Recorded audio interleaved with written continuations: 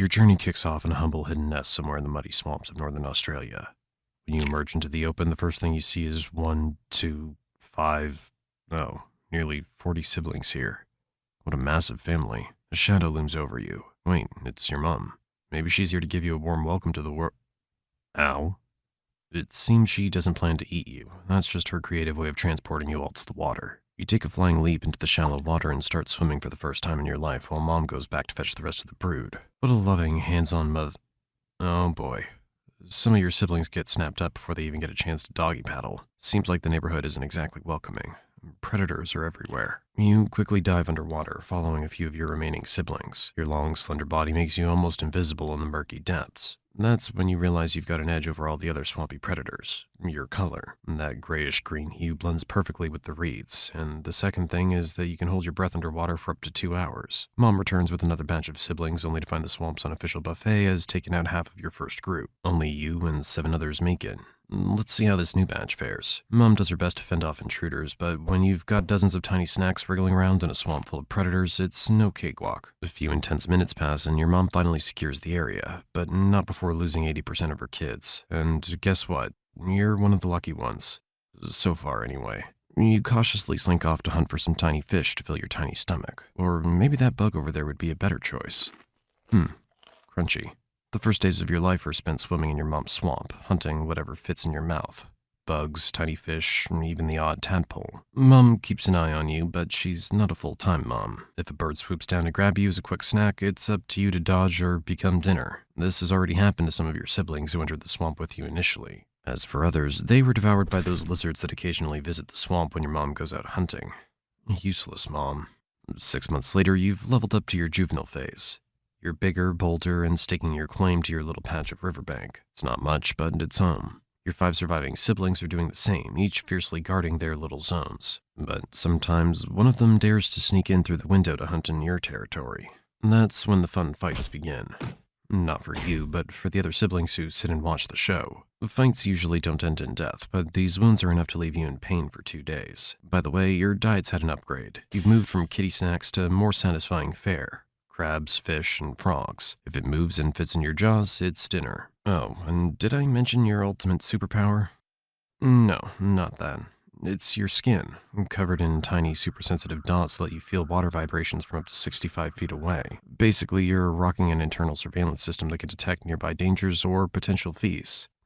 And it looks delicious. You silently pursue it, letting the murky waters conceal your approach. And with a powerful snap, the fish is yours. 3 months later, and the dry season sneaks up on you like a surprise test. The once sprawling swamp shrivels into a network of tiny, crowded pools. Water evaporates, leaving behind cracked mud, exposed fish, and a very grumpy crocodile population. And honestly, no one likes a cranky croc, especially when everyone's hungry.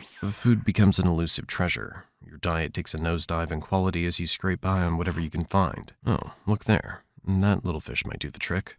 What do you think? Just let me finish my sentence. Anyway, enjoy your meal.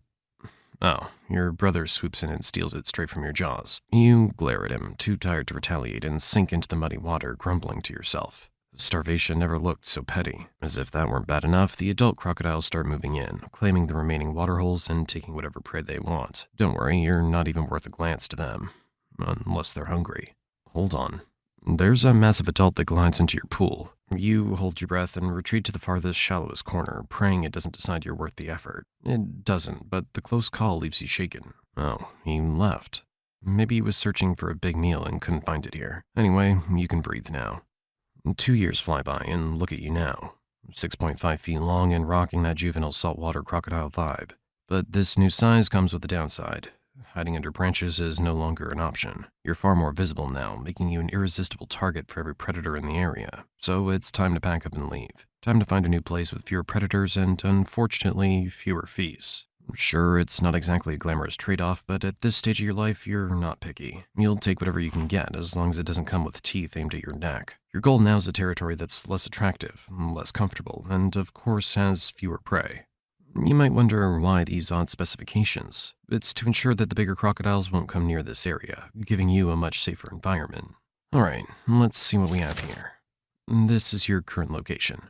Your journey might take this path, or this one, or maybe even this one across the open sea. Oh, I forgot to mention, you're the only type of crocodile capable of surviving in the open sea. Your swimming ability is exceptional, and you can travel hundreds of kilometers across this ocean. Hmm. That means you can go and check out some of those distant islands. They'd be perfect for you. After weeks of wandering and exploring some islands and coastal areas, you find it. A quiet stretch of the river with salty waters and few fish. What a terrible place. Great, just what you need. Oh, the salinity here is cranked up, but does that bother you? Not even a little?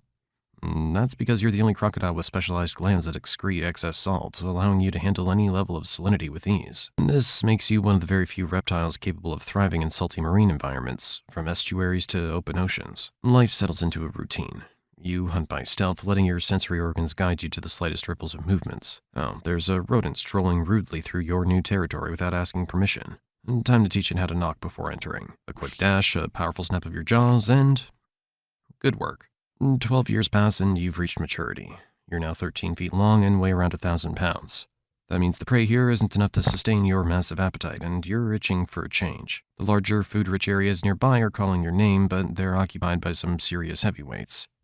Time for a takeover. You size up a rival croc, a scarred veteran guarding a prime stretch of river. It's a tense standoff, tails swishing, jaws gaping, and both of you posturing like two guys arguing over a parking spot. The fight is brutal. You thrash, snap, and claw, each blow echoing through the water. And with a powerful bite... No, you did it. The river's yours now, and it's glorious. Deep waters, plenty of hiding spots, and enough prey to keep you full for weeks. Life improves. You strut proudly through your new territory, sampling all kinds of delicacies. A bit of that wild boar, some of that gazelle, and, oh, that shark looks absolutely delicious. You caught it just a while ago during one of your casual strolls through the open sea. When you're full, you head to the depths to stash the leftovers, ensuring no intruders get near it. Perfect. It's well hidden. Oh, wait. A scent in the water. It's not food. It's a female crocodile. She's graceful, strong, and definitely not here for the scenery. You thinking what I'm thinking? You approach cautiously. There's no romance here, just a calculated exchange. You circle each other, ensuring neither feels threatened, and then mate. Are you done? That was quick. Well, let's get back to chasing some tasty prey now. Oh, there's another female here. I forgot to mention, one of the perks of claiming a territory rich in prey is attracting a lot of females. And that means a lot of fun. But it also means a lot of intruders. No worries, though. You're strong enough now to handle it. Okay, let's assume you're a female instead of a male. 6 weeks after mating, you realize it's time to secure your legacy. That means building a nest, a sturdy, hidden fortress to protect your soon-to-be hatchlings. A sunny, elevated patch near the water will do just fine. It'll keep your eggs from getting washed away in the next flood. Hopefully. Using your powerful back legs, you dig a hole in the soil. It's hard work, but nothing compared to what's coming next. Once the nest is ready, you lay your eggs, up to 50 little ovals of potential. Each one carries your genetic blueprint. You cover them carefully, packing the soil down to create a warm, cozy incubator. Satisfied, you settle in nearby to guard the nest. You'd think this is the easy part. Just sit tight and wait, right? Wrong. The next 80 days are a marathon of patience and vigilance. Predators are everywhere, and they love nothing more than a free meal of crocodile eggs. Monitor lizards slink by, their forked tongues tasting the air for your nest. Birds perch nearby, watching and waiting for an opportunity. Even other crocodiles might decide your eggs look like a convenient snack, but you're not having it. Every time something comes too close, you charge with an earth-shaking hiss, jaws snapping. Most intruders get the hint and back off. The ones that don't, well, let's just say they don't get a second chance. After what feels like an eternity, the soil above the eggs start to shift. You hear faint chirping sounds. Your hatchlings are finally breaking free. Your heart swells. Not with warmth, you're still a cold-blooded reptile, but with the satisfaction of knowing you didn't sit around for 80 days for nothing. You dig carefully, removing the packed soil to help them emerge. Tiny, squirming bodies wiggle out of the nest, chirping for your attention. Miniature versions of yourself, all wide-eyed and ready for a world that's anything but welcoming. You gather as many as you can in your jaws. Your fearsome teeth, designed for crushing bones, now handle your offspring with the care of a mother cradling her newborns. You carry them to the water, depositing them in the shallows. It's their first taste of the swamp. But there's no time to celebrate. The neighbors have already noticed your brood. Birds, lizards, even fish start circling like party crashers who didn't get an invite. Some of your hatchlings don't make it. A bird swoops down and grabs one before you can react. A monitor lizard snatches another while your back is turned. You hiss and snap, driving them off as best you can. The survivors scatter everywhere. Some dive underwater, others hide behind those branches. Oh, look, a few of them are clinging to your back. They rely on you for protection, and you're not about to let them down. You patrol the area relentlessly, chasing off intruders and teaching your brood the basics of survival. You show them how to hunt, guiding them toward insects, tiny fish, and other snacks small enough for their tiny jaws. Some are quick learners, snapping up prey with surprising accuracy. Others, well, let's just say they'll need more practice. The first few weeks are the most dangerous. Every day you lose a few more hatchlings to the swamp's unrelenting predators. Because of that, you're responsible for more attacks on humans than any other Aussie wildlife. Humans learn the hard way that you take your personal space very seriously. Not that you're looking for trouble, you're just following the ancient crocodile motto: trespass in my waters, become my dinner. Some humans still haven't gotten the memo, though, treating your territory like their personal swimming pool. Their last thought usually being, oh, this looks like a great spot for a selfie.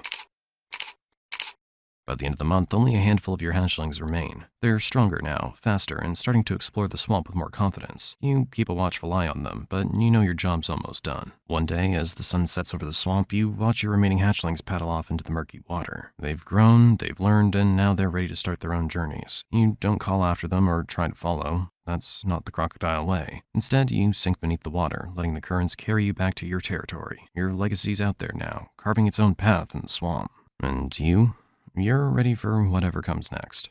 Maybe another rest, maybe another rival to chase off, or just a long nap in the sun. By the time you hit 20 years old, you're at a staggering 20 feet long and tipping the scales at over 2,200 pounds. You're actually the largest living reptile. Every inch of your body's built for domination. Muscles coiled with power, a jaw that snaps with over 3,700 pounds of force, and scales so thick they're practically armor. Rivals steer clear of your domain, and even the boldest juveniles know better than to test the patience of a crocodile your size. The occasional intruder tries to push their luck, but one whip of your tail's enough to send them packing. Life in your territory's good. No, it's fantastic. Prey's abundant and your diet reflects your dominance. Now you feast on water buffalo that wander too close to the riverbank, unsuspecting wallabies drinking at the edge, and even feral pigs foolish enough to stray into your range. These larger meals are more than satisfying. A single meal can last you weeks, giving you plenty of time to bask in the sun and patrol your waters. Decades pass, and you grow to an impressive 23 feet in length, weighing over 2,500 pounds. What a giant you become. Oh, look there. The water buffalo steps to the riverbank.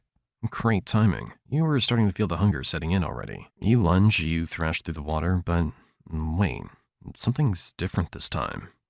You're so slow. Even the prey sensed you and fled. What happened to you? Well, we almost forgot. You're 70 years old now, and this slowness is actually normal for someone your age. Your size is still imposing, but your body isn't what it used to be. The years have dulled your once razor-sharp reflexes. Your teeth are worn down from decades of crushing bones and tearing flesh. And let me tell you, you're the only type of crocodile capable of reaching such an old age. You might even live up to 100 years. It all depends on your luck. Scavenging becomes your go-to strategy. You patrol the fringes of your territory, eyes peeled for scraps abandoned by younger and less experienced crocodiles, or any opportunistic kills ripe for the taking. It's not the most dignified way to dine, but you're not in it for style points. Luckily, food isn't a pressing issue. Your fat-storing superpower means you can coast for up to 3 months without a meal if it comes to that. You're the ultimate survivalist. Oh, look, a massive male enters your territory. His scales unscarred, his movements quick and powerful. He's everything you once were, and he's here to claim what's yours. The tension builds as you two face off, circling each other in the water. You hiss, your jaws gaping in a display of dominance, but he doesn't flinch. The fight begins. That was quick. Have a good night.